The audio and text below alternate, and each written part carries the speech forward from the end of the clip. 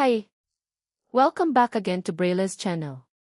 Narito po tayong muli para sa isang panibagong payout updates. Para sa ating Social Pension Plus ang pagbibigay din ng birthday cash, gift hindi lamang sa mga seniors maging sa ating mga PWD beneficiaries. Kung saan at kailan ayan po ang ating ibabahagi ngayon, but before po tayo mag-start sa ating topic, kung bago ka pa lang sa aking channel, please do kindly subscribe, like, and share na din sa ating mga kaibigan, kaanak o kapwa po natin pensioners at please do share na din sa ating mga social media accounts para mas marami pa ang makaalam. With no further ado, let's begin na po sa ating topic. Wow, ang dami! Para sa mga seniors at PWD beneficiaries, 3,000 pesos social pension at birthday cash distributions, ang bagong payout ngayong September. Saan kaya ang mga ito? Ang buong detalye alamin. Narito na ang panibagong payout schedule ng social pension para sa second at third quarter ng taon plus ang pagbibigay din ng birthday cash gift as of this date. Kung isa po kayo sa naghihintay ng inyong payout ay tignan pong maigi ang bawat lugar, venue at oras ng inyong payout. Kung ready ka na, tara panoorin po natin.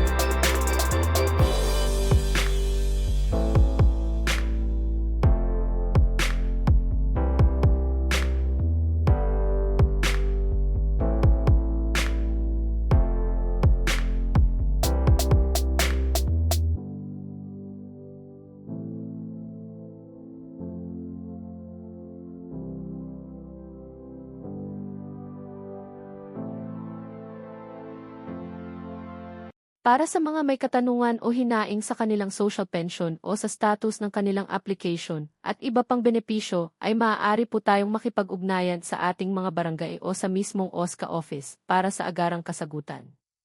That's it! Sa ngayon ay ito pa lamang ang mga bagong naglabas ng kanilang payout schedule for social pension at birthday cash gift sa iba't ibang lugar.